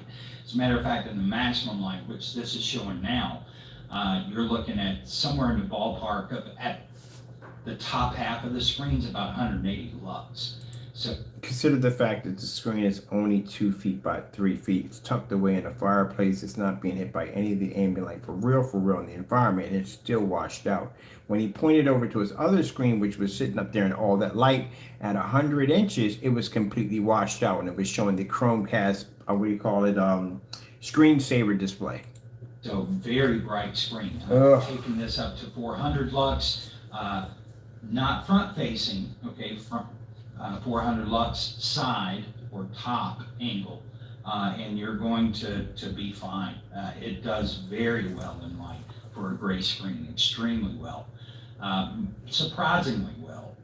But you know, these are designed to be optical screens. This is not a paint. Okay, we've said from the get-go, this is not a paint. It doesn't have any paint in it whatsoever. As a matter of fact, this is more closely related to your grandfather's leisure suit than it is paint. And that's the truth. What the freak does a leisure suit have to do with screen paint? Can anyone explain that to me? Do I need to put this on a form site somewhere so I can get an answer on that one? What does a leisure suit have to do with screen paint? A leisure suit's going to be a leisure suit. If it's polyester, if it's leather, whatever it is at the day, pleather, whatever you want to call it, it's still what it is. That doesn't make any sense whatsoever. This is just when you just sat there and said that you don't want to waste light. I've never heard anybody say that. This guy makes my brain hurt. I've never heard anybody say that in anything involving projection screens. Oh, don't mess it. We can't have this. We don't want to waste light. True story. It's much more closely associated with your grandfather's leisure suit. And the way that this works is that you're going to apply 4 optical layers. Okay, you can apply 4 optical layers, but in the instructions it says 3. And if you see, the OLED is supposed to be in black, not gray. the end of it, and I talk about this in the display for the actual application that Kelly does here. But you can put a 5th coat if you so choose. Shouldn't be required, but if you do put a 5th coat, generally you get just a subtle amount more brightness. So 5th coat. Gee whiz Louise. Now you heard that, right? It's the same color. And the one he's showing, which he said the one up top is a lie. I guess he's saying it's a lie. He never did that video with the 4 colors. But the other one that he's showing the same color, if you paint the exact same color again, you're getting slightly brighter. You ever seen the Jackie Chan meme where he goes, yeah, how does that even remotely work? If they're all the same color and you're painting that, wouldn't that mean every time you would paint it, you would get a brighter color? Because you would do 1, then you do 2 and 3 and 4. But for some reason, they're all the same color. But if you put it on a 5th time, it's going to get even brighter. Wouldn't that happen with the 4th, the 3rd, and the 4th? That doesn't make any sense. That's what I said. This guy would be perfect selling those knockoff projectors. He really would. Listen to this. That Kelly does here. But you can put a 5th coat if you so choose. Shouldn't be required. But if you do put a 5th coat, generally you get just a subtle amount more brightness. So the 5th coat can actually help you out, especially if you're going to be watching in brighter light. All right, so I'll be uploading our application video. I'm going to dub it because Kelly and I got to we got to laughing at a number of points. Let me show you something right here. This is what I want you to see. Remember I told you about the imperfections that are pushed through? He tried to make it sound like, you know, this is not going to be a problem with the imperfections pushing through and the board out all these lines and creases in it and all that stuff like that. If you had a thicker coating, it would have masked that with no problem whatsoever. I painted over light switches and demonstrations, and people didn't realize there was a light switch sitting there right in the middle of the screen because you wouldn't see it because the paint covers it so well. But look at this right here.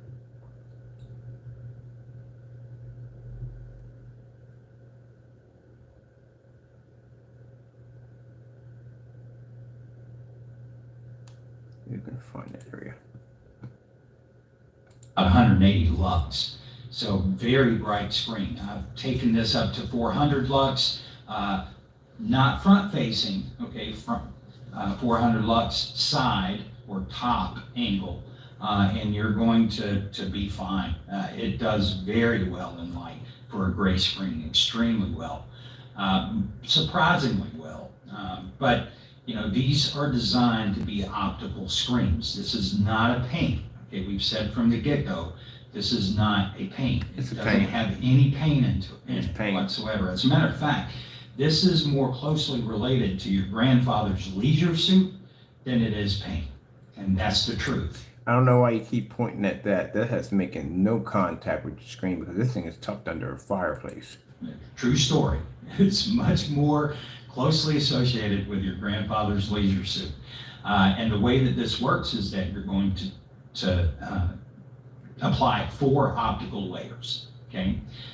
You can apply at the end of it, and I talk about this in the display for the actual application that Kelly does here. But you can put a 5th coat if you so choose. Shouldn't be required, but if you do put a 5th coat, generally you get just a subtle amount more brightness. So a 5th coat can actually help you out, especially if you're going to be watching it in brighter light. All right, so I'll be uploading our application video. I'm going to dub it because Kelly.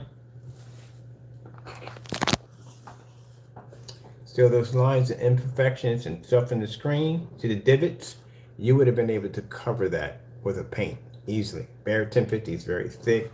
The great screen paint we make is very thick. You would have been able to cover those imperfections with no problem. See those creases right there? Right there? Every crease, every imperfection popped up in that board.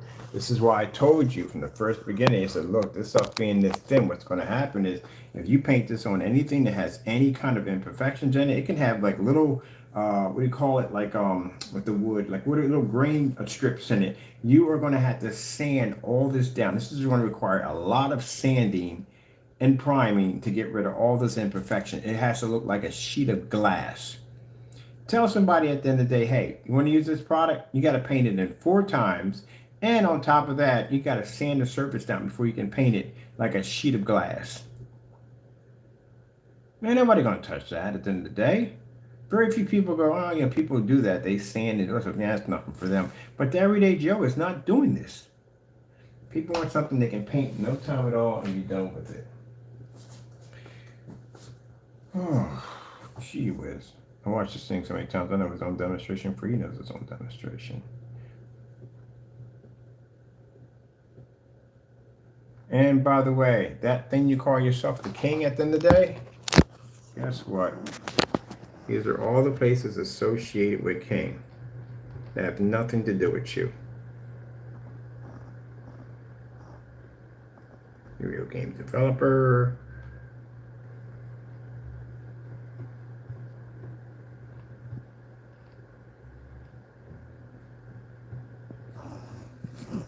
Man, gee whiz. Gee whiz.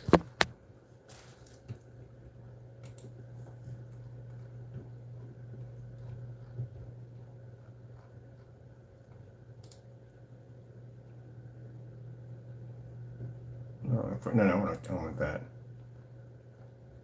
I want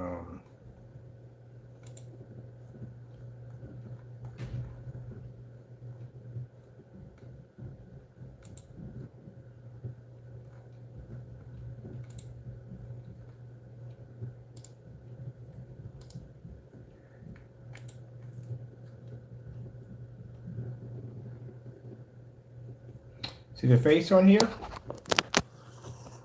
See? What does this look like over here?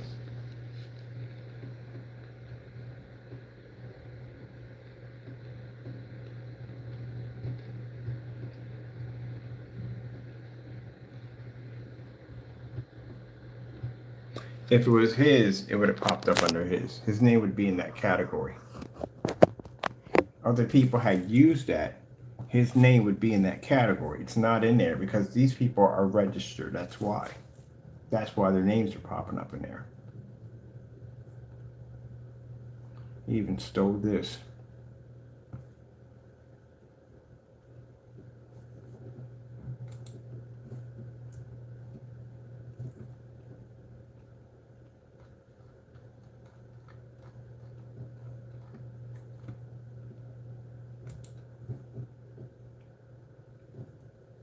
Password for customer requests.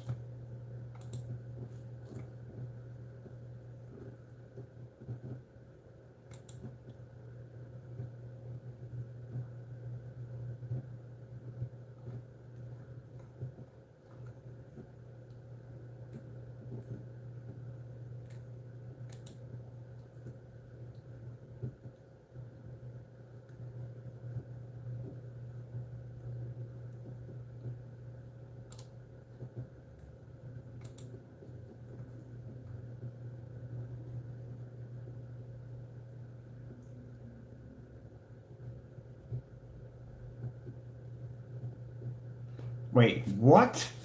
All right. I just saw that a few minutes ago. You can have, people have pictures. We have pictures of stuff to decorate our site with.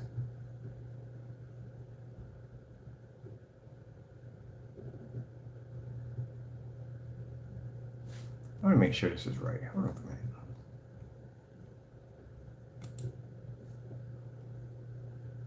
I thought so. That's fake too. All right. So basically he titled, remember the video I just showed you with the car moving back and forth on it? We didn't claim that our paint could do that at all, period. We just said deeper, darker contrast levels. That's it. We just specialize in that field anyway. But anyway, he's claiming that he did this image right here.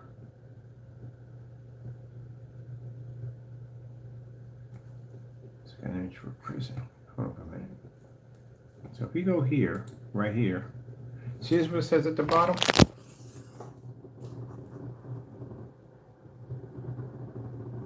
Install, right?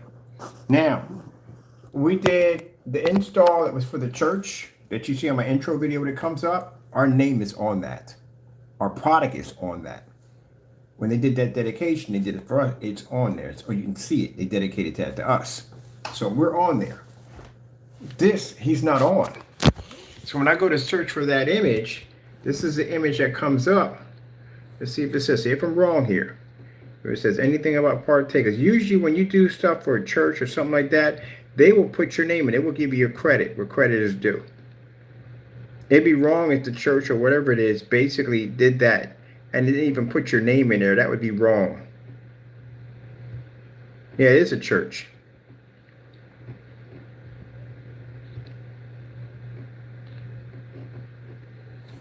See, a Screen Innovation, one of those big companies, any of them, did a big, something like this, they would basically put in like, okay, we'll put this in, but we need some credit knowing that this is our screens that's doing it. Because it could be anybody's screens in there doing that at the end of the day. So we need to make sure you get recognition for your work.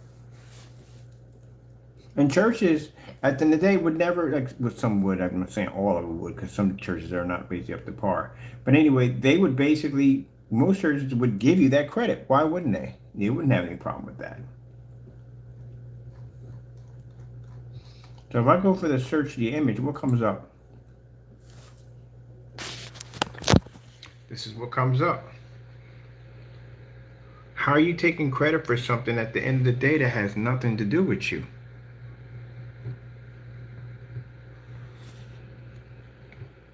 And if this is an install you did for a church like this, say you did an install like this for a church, how come this is not something that you would have on your pictures to show people proof that you did this large church? Now you see where Jamie came in. He did a church. Showed that you didn't do a 200-inch screen, but he did paint a screen for a church. And if you notice, when you go to his site and you look at the pictures he has in there, he has pictures of the screen, the church he painted, the screen. It's right there. So why would you not have that right there to show that off? We got this in the video interest. The first when you come into our YouTube channel, it's the first video that pops up. We also have it on the website. So why would it be way back there?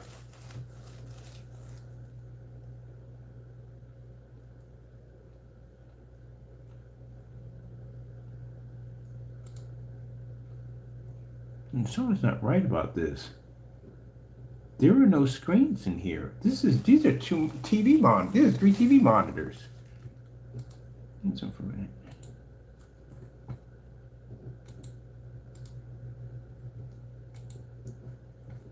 I'm gonna put it right here for the time being. Put it in the one I can actually see and get my hands on it. I'm gonna lose it. Put on new folder. I gotta blow this up. This is what I'm talking about, man. I'm put down a fake mix. That's pretty much what it is. See if I'm seeing what I think I'm seeing in this right here.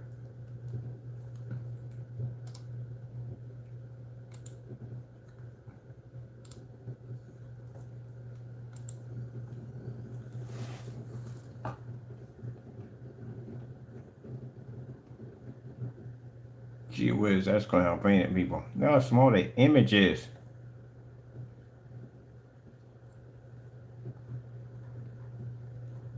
Yeah, that's going to be too blurry. Those are TV monitors. That is not a freaking projection screen back there. We need something a little bit more than that one. Do we get any pictures in there that's matching that thing? These are churches right here. Let me see.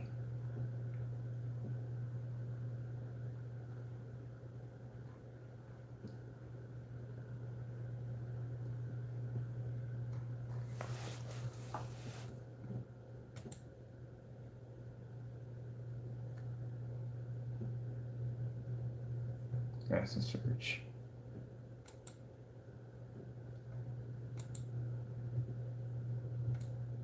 Oh, this is much better.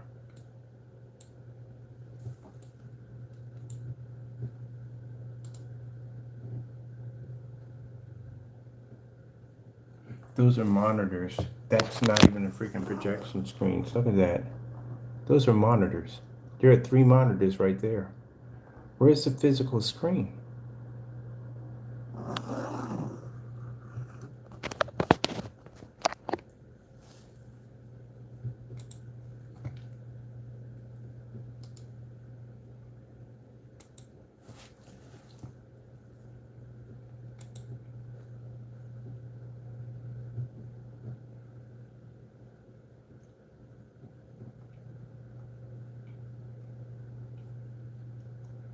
No, we're going a bit over time. We always go a bit over time.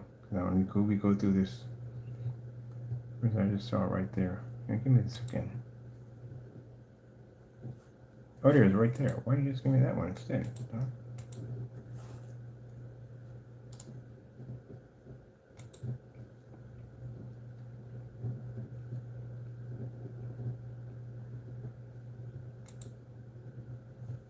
All right, Pisces picked it up. Pisces picked it up. Hold on for a minute.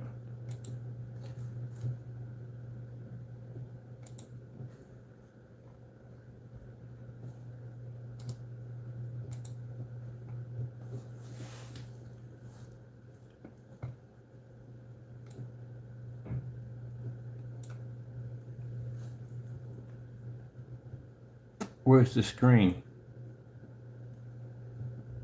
There's no screen there. There's literally no screen there. Where's the screen?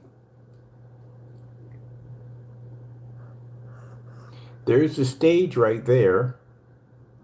Where's the screen? These are monitors right here. That's a monitor here. That's a monitor there. That's a monitor here. And those are soundproofing blocks right there. That's basically about it. So where's the screen? These are speakers right there, wall speakers. And when you get down to the bottom here, there's no screen there. They couldn't put it right there because there's a door right there. There's a door right here. There's a door right here. And then right here, you have the podium right here. So it can't be here. Because if they would have hit it with a projector, it would basically hit the podium and everything behind here. So it wouldn't be there. There's not enough room to put it there. So where's the screen? See, this is what I'm talking about. Fakeness, man. That's a monitor. That's a monitor. That's a monitor. That's a monitor. There's no... Where did you do the installment at? Nobody posts a picture of before. They do a before and after. So you would see 2 pictures up there. The before and the after. Who posts a picture of only the before? Who does that? Like, okay, here's the before. Like, so, okay, so what did you do? Nothing. That's just the before. Dude, man, you are fake. You are so fake. It's not even funny. I just took this off your site. Where is the screen? Where is it? It can't be here where the lights are at. Because if that thing drops down, it's basically going to, they're not there anymore, and the people sitting here are not going to be to see it because they're going to be in the front where the people back here are going to see it from there. That's virtually impossible. And as you can see, it's on a curve here because you got TVs coming from here, here, and here. All I'm seeing is TVs. A small TV. Why is the TV so small for a church? They should be huge. But they are very expensive too, some TVs. Man, you guys are ripping off church pictures now. Come on, man. That's just... You're looking at it right there. Look, man, Danny, I could come in here and I could basically just go in on you on this one. But I'm done. I'm done. You literally just ripped off church pictures. Where would the motorized projection screen be at? It's nowhere in there. You said for a church, you install these Shelbys. So where are they?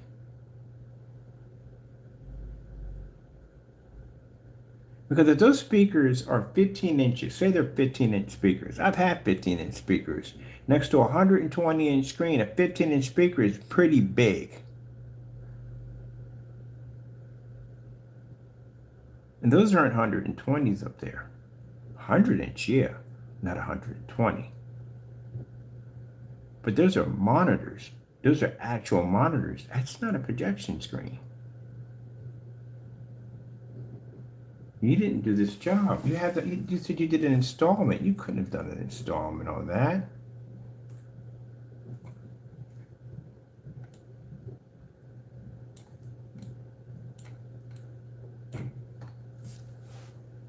Advance a little bit more. See?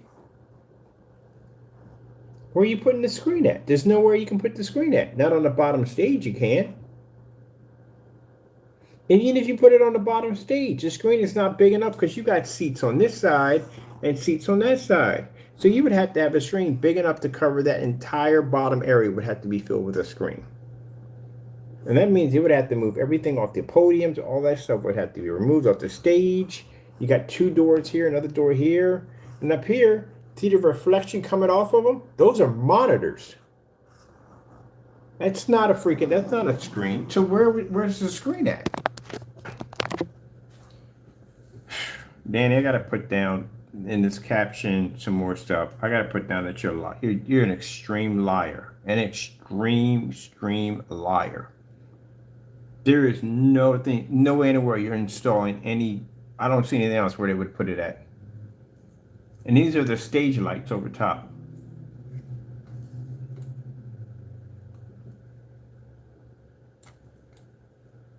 Nothing here, nothing there. And those are the stage lights. There's no screens, there's no rails, there's nothing hanging off, not even a motor for the screen to come, there's nothing there. And judging for where this is sitting at, this is away from the podium itself, because this is where the podium at. If there was a screen up there that were to drop down, the people that would be closer to the podium wouldn't even see the screen because they'd be right underneath of it. So they can't put that there. Oh, my goodness, man. Such a liar.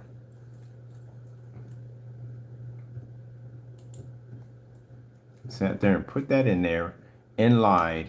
As in Partay's Gymnasium Life Center install. Lied. That's not even yours. You took that. Gee whiz, man. I tell you, they're like onions at the end of the day. Every time you basically take away one layer, another one will pop up.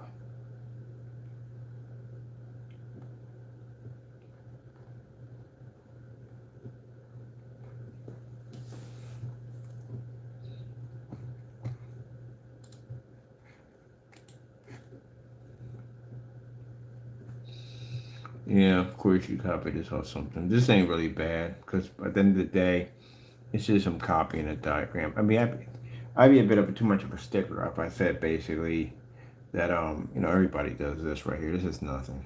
This is nothing. Just showing basically it's an easier way of doing it instead of writing it all in yourself. So nothing wrong with that. Do we have this on ours? No. Why would we need it? Our screen has insane gain capability and angle gain. I can move all around the environment. I can go up the stairs, down the stairs, from one out room and out the other, look on the ceiling, look on the floor. We don't have that issue. And you can set the projector anywhere you want. It doesn't make a difference. That happens when a surface has a reflective coating. When they have reflective coatings, this is why they have to be in line with the screen, because if you move that projector from one place to the next, those images go dark around the corners because of reflective surface. This is only for screens that have that reflective coating, not for his product at all, period. And you wouldn't need all that. All right, I'm finished and done. That was basically disturbing and more disturbing. I mean, finding out you're buying paints that, good gracious, man. You guys have no freaking respect for your customers at all. None at all. No respect for your customer. You stole the image from a church, and there's no, what installment did you do? What? I'm seeing monitors up there. There's no place in there you could put a motorized projection screen. It'd be virtually impossible. If you put a motorized screen in that bottom half area, you can't put it behind the podium or behind the stage. There's too much going on. They'll never be to see the screen. It would literally have to go across one section to the next. So where's the preacher going to preach at? Because that's going to cover him up, so now they can't see the preacher preaching his servant. And it can't be over top because, again, the whole stadium goes in like a round off kind of dome. So even if you were able to mount a projector up there and bring it down where the lights are hitting at, they don't even hit underneath where the preacher's sitting at, which means anybody sitting in the front row would literally be behind the screen. That is just, man, you know what it is? They don't expect people to come in here and do this. That's what they don't expect. Well, let me tell you something, Danny boy. There's a million of my kind on forum sites. We're all over that place in forum sites, and we will ask you all the questions that you are uncomfortable to answer.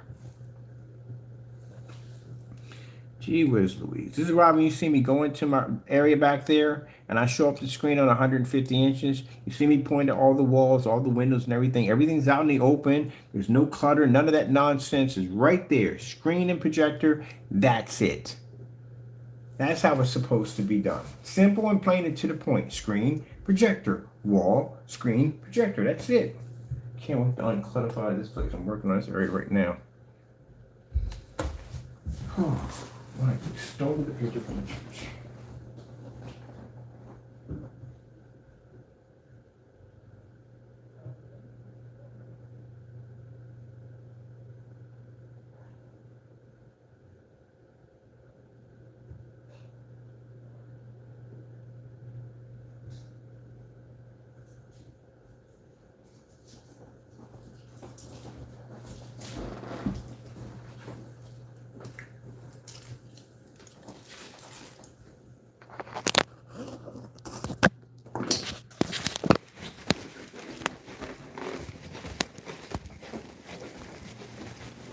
I know, these are all the boxes we got. I gotta figure out which one's top we're gonna use and the rest of them are going in the trash.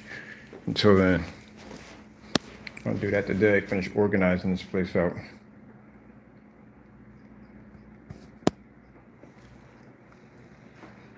Simple and plain.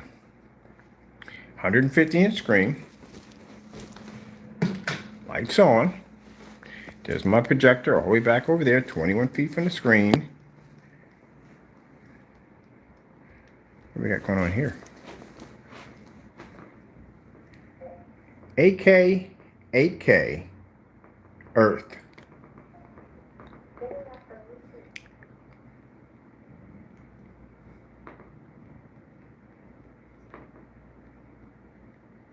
Main cone. Oh, let's get this one right here. Where's my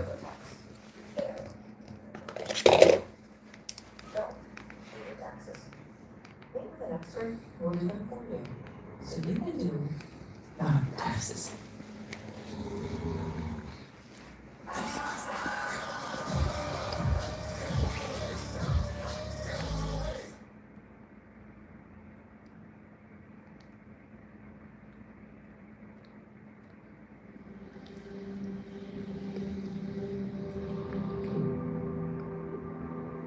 That's what we did in the back room. I had the color was missing on the white and gray screen. Yeah.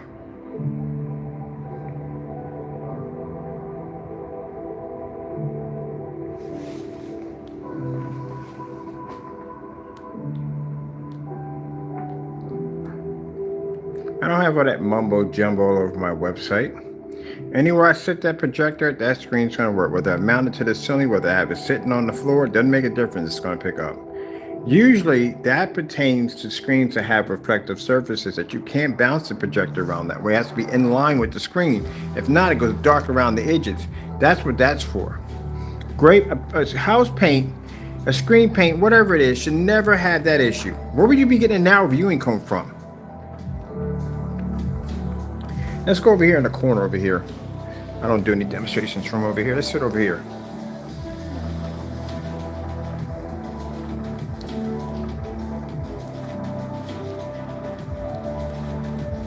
And again, I'm 21 feet back from my screen.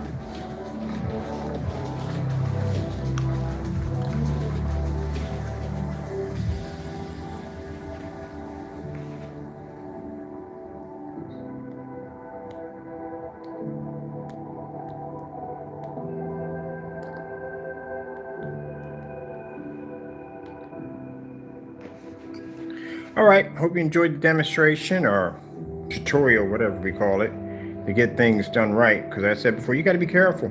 There's screen paint products out there, not saying all of them, just these two we've been seeing lately. This demonstrations, man, are just unfreaking believably fake. Hope you enjoyed. Gotta go. Thank you all, and God bless.